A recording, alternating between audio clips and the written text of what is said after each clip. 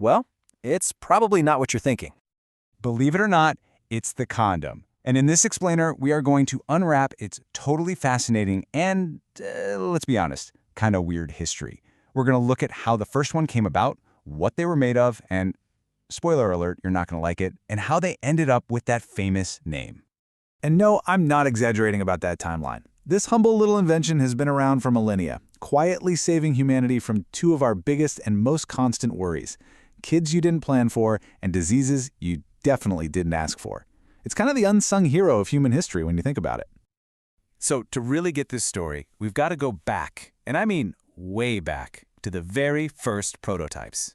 Let's take a look at how this whole thing even got started. Okay, the earliest clue we have comes from a cave in France, from around 12,000 BCE. There's a drawing on the wall that seems to show a covering made from animal intestines. Charming, right? Fast forward to ancient Egypt, and you've got pharaohs wearing these fancy linen sheaths. But get this, it wasn't for disease, it was a status symbol, and apparently for sun protection? And then you have the Romans, ever the practical ones, using leather caps, probably to guard against injuries and infections that weren't exactly romantic. So, for thousands of years, these things were just oddities, status symbols, weird gadgets. But then, a massive crisis hits Europe, and suddenly, the condom goes from being a curiosity to a critical piece of medical gear. In the Middle Ages, syphilis just tore across the continent. It was a nightmare, devastating, scary, and a lot of people thought it was some kind of divine punishment. And that fear, that created the first real desperate demand for something, anything, that could offer some protection. And this brings us to the hero of our story, Gabriele Falloppio. And yes, that is the Falloppio, as in the fallopian tubes. In the 1560s, this Italian doctor decided to tackle the problem with science, and he ran what was basically the first ever clinical trial for a condom.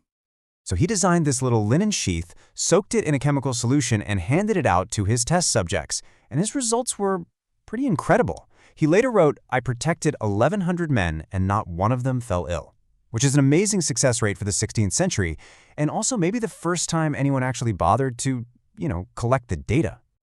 Just let that number sink in for a second. 1,100 men. This was a major public health study for its time, and what do you know? It actually worked. Falloppio's linen thing was a huge breakthrough, for sure, but the material that became the gold standard for the next couple hundred years was a little more organic. You might want to brace yourselves for this one. So what were the hot new models of the 17th and 18th centuries made of? Sheep intestine. Yep. Now, on the plus side, they were surprisingly effective. On the minus side, they were crazy expensive, had a very specific smell, and they were reusable. Yes, you heard me. Reusable. You had to wash it, dry it, and just hope for the best. I mean, can you even imagine? So where do we get the name condom? Well, the most popular story, though it might just be a legend, points to a physician who worked for King Charles II of England, a king who was, let's just say, very socially active, and had a lot of kids. The story goes that a Dr. Condom made a sheath for him. Historians aren't so sure, but hey, it's a great story. For centuries, these things were luxury items, handmade from animal parts. But then, the Industrial Revolution showed up and changed the game completely, all thanks to one magical new material: rubber.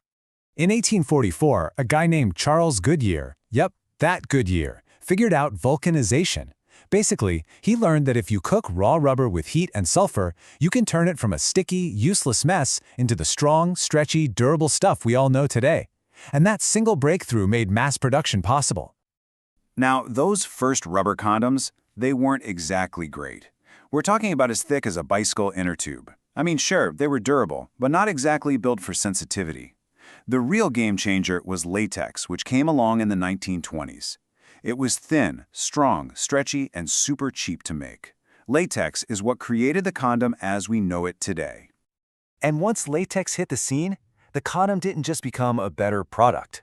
It became a cultural force, a public health icon, and, in the modern age, a massive global business. The 20th century was a total whirlwind. During World War II, governments handed out condoms by the millions, realizing it was a strategic way to keep their armies healthy. By the 60s, it was a symbol of the sexual revolution. And then, in the 1980s, the tragic HIV/AIDS crisis turned the condom from a simple choice into an absolute necessity, a symbol of responsibility and of caring for one another. And all of that history, all that cultural weight has built, well, a monster of an industry. Today, the global condom market is worth over $9 billion a year, and it's still growing. And that huge market is pretty much dominated by a few giants. Brands like Durex and Trojan aren't just selling products, they are billion-dollar corporations that have literally shaped how we talk and think about sex and health for generations. But the story doesn't stop here. The evolution is still happening, and the future of the condom looks less like a simple health product and more like something out of a sci-fi movie. Get ready for this. We're talking about condoms made from super thin materials like graphene. We already have the glow-in-the-dark ones in every flavor you can imagine, but now we're seeing self-lubricating tech, biodegradable and vegan options, and even smart condoms. Yeah, with built-in sensors that are being tested right now. So, what a ride, huh? From animal guts to smart sensors, from a pharaoh's weird sun shield to a multi-billion-dollar global industry. But through all of that change, its one core mission has stayed exactly the same: to protect our health and to give us peace of mind. It really makes you think, doesn't it?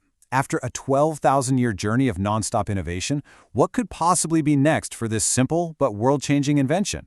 Whatever it is, you've got to respect the hustle.